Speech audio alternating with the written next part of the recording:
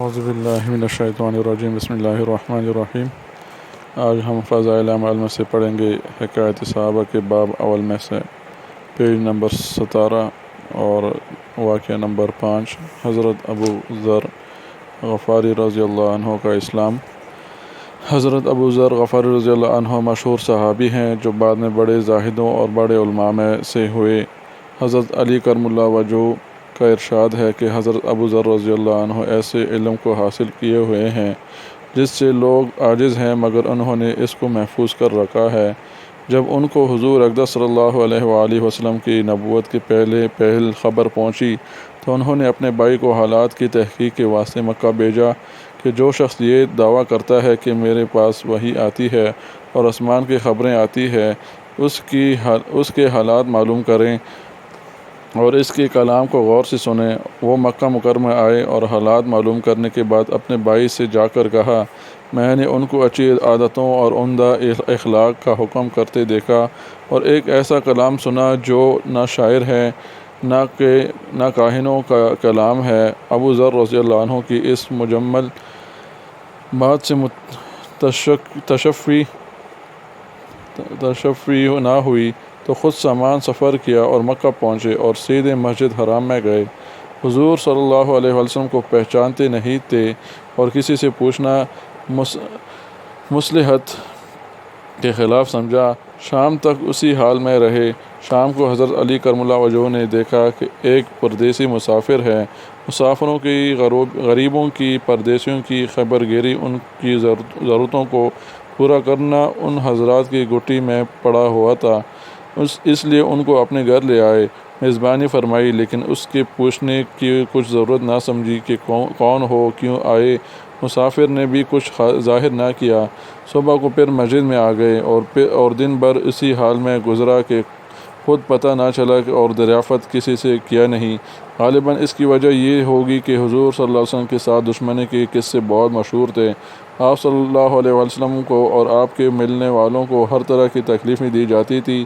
ان کو خیال ہوا کہ صحیح حال معلوم نہیں ہوگا اور بدگمانی کی وجہ سے مفت کی تکلیف علیحدہ رہی۔ دوسرے دن شام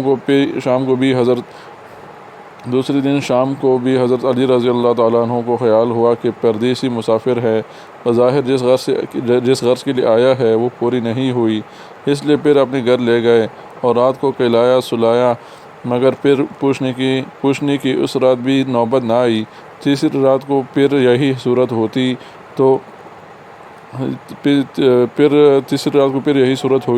تو حضرت علی رضی اللہ عنہ نے دریافت کیا کہ تم کس کام آئے ہو، کیا غرض ہے تو حضرت ابو ذر نے اول ان کو قسم اور عہد و پیمان دیے اس بات کی کہ وہ صحیح بتائے۔ اس کے بعد اپنی غرض بتلائی۔ حضرت علی کرم اللہ وجہہ نے فرمایا کہ وہ بے شک اللہ کے رسول صلی اللہ علیہ وسلم ہے، اور صبح کو جب میں جاؤں تو تم میرے ساتھ چلنا، میں وہاں تک پہنچا دوں گا، لیکن مخالفت کا زور ہے، اس لیے راستے میں اگر مجھے کوئی شخص ایسا ملے جس سے میرے ساتھ چلنے کی وجہ سے تم پر کوئی اندیشہ ہو تو میں پیشاب کرنے لگوں گا یا اپنا جوتا درست کرنے لگوں گا، تم سیدھے چلے جانا، میرے ساتھ ٹہرنا نہیں، جس کی وجہ سے تمہارا میرے ساتھ ہونا معلوم نہ ہو۔ چنانچہ صبح کو حضرت علی کرم اللہ وجہہ کے پیچھے حضور صلی اللہ علیہ وسلم کی خدمت میں پہنچے۔ وہاں جا کر بات چیت ہوئی، اسی وقت مسلمان ہو گئے۔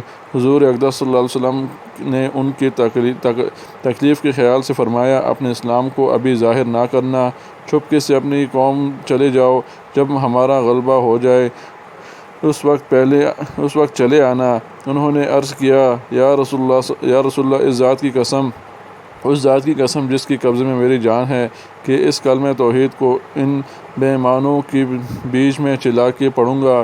چنانچہ اسی وقت مسجد حرام میں تشریف لے گئے اور بلند آواز سے اشہد ان لا الہ الا اللہ و اشہد ان محمد رسول اللہ پڑھا۔ پھر کیا تھا، چاروں طرف سے لوگ اٹھے اور اس قدر مارا کہ زخمی کر دیا۔ مرنے کے قریب ہو گئے۔ حضور صلی اللہ علیہ وسلم کے چچا حضرت عباس رضی اللہ جو اس وقت تک مسلمان بھی نہیں ہوئے تھے ان کے اوپر بچانے کے لیے لیٹ گئے اور لوگوں سے کہا کہ کیا ظلم کرتے ہو، یہ شخص قبیلہ غفار کا ہے اور یہ قبیلہ ملک شام کے راستے میں پڑتا ہے، تمہاری تجارت وغیرہ سب ملک شام کے ساتھ ہے، اگر یہ مر گیا تو شام کا جانا آنا بند ہو جائے گا۔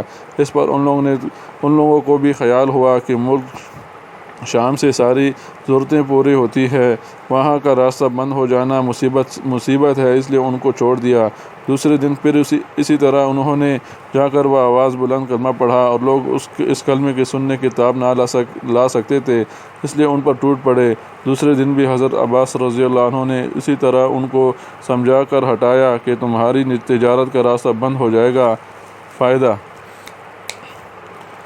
حضور صلی اللہ علیہ وسلم کے اس ارشاد کے باوجود کہ اپنے اسلام کو چھپاؤں، ان کو یہ فعل حق کے اظہار کا ولولہ اور غلبہ تھا کہ جب یہ دین حق ہے تو کسی کے باپ کا کیا اجرا ہے جس سے ڈر کر چھپایا جائے، اور حضور صلی اللہ علیہ وسلم کا منع فرمانا شفقت کی وجہ سے تھا کہ ممکن ہے تکالیف کے تحمل نہ ہو، اور ورنہ حضور صلی اللہ علیہ وسلم کے حکم کے خلاف صحابہ کی یہ مجال ہی نہ تھی۔ چنانچہ اس کا کچھ نمونہ مستقبل باب میں آ رہا ہے۔ چونکہ حضور اقدس صلی اللہ علیہ وسلم خود ہی دین کے پھیلانے میں ہر قسم کی تکلیف برداشت فرما رہے تھے، اس لیے حضرت ابو ذر رضی اللہ عنہ نے سہولت پر عمل کے بجائے حضور صلی اللہ علیہ وسلم کے اتباع کو ترجیح دی۔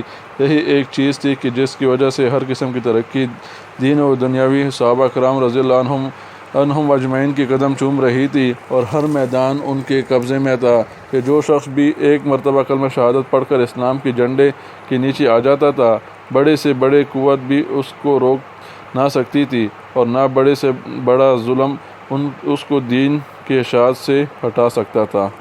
بس میرے بھائی دوستو، جو کچھ پڑھا سنا اللہ تعالیٰ اس پر عمل کرنے کی توفیق عطا فرمائے۔ میرے اس چینل کو آپ لوگ لائک کریں، کمنٹ کریں، سبسکرائب کریں اور بیل کے آئیکن کو ضرور دبائیں۔ جزاک اللہ خیر۔ السلام علیکم ورحمۃ اللہ۔